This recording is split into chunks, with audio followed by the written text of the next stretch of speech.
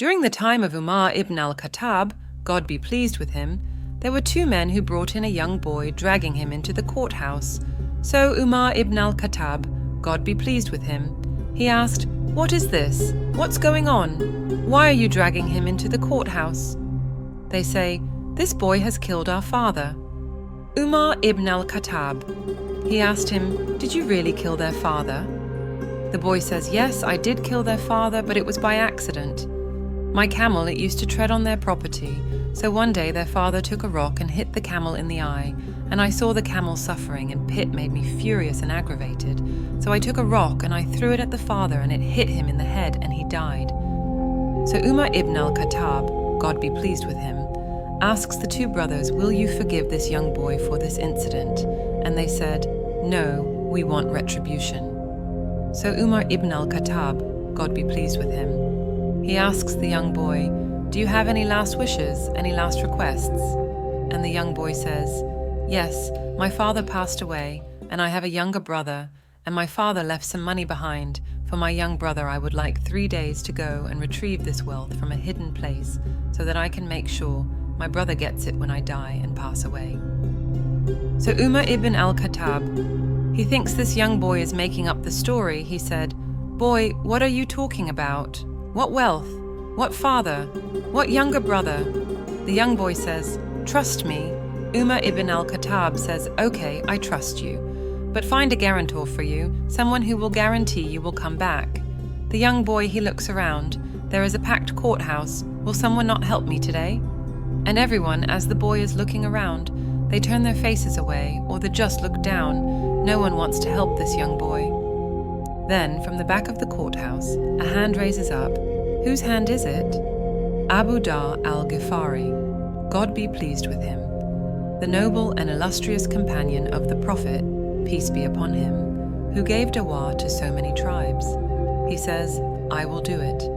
Now understand what it means to be a guarantor, meaning that if this boy doesn't come back, then it is the head of Abu Dharr Al Ghifari, God be pleased with him, that will be chopped off and killed, Abu Dharr Al Ghifari. He says, "I will be the guarantor." So the boy walks away. The first day goes by, and he is nowhere to be seen. The second day goes by, and the boy is nowhere to be seen. ASR time comes on the third day. The two brothers go to Abu Dharr Al Ghifari, God be pleased with him, and they say, "Come with us to the courthouse. It is time." Abu Dharr Al Ghifari, God be pleased with him, says, "I will come to the courthouse, but the day does not end until Maghrib."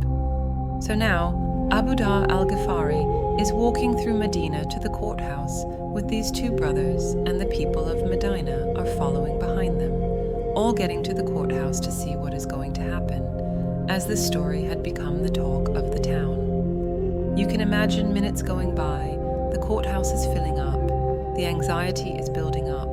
Will Abu Dharr Al Ghifari have his life sacrificed for the mistakes of a boy? And literally minutes before the call of the prayer of Maghrib is called, the boy rushes in. People are now shouting, they are happy. They are wondering what's going to happen. Will everyone be forgiven? What's going to happen? So the boy comes in, and the adhan for Salatul Maghrib hasn't gone. Umar Ibn Al Khattab asks the boy, "Oh boy, why did you come back?" "I did not send a spy behind you. I did not send anyone to follow you.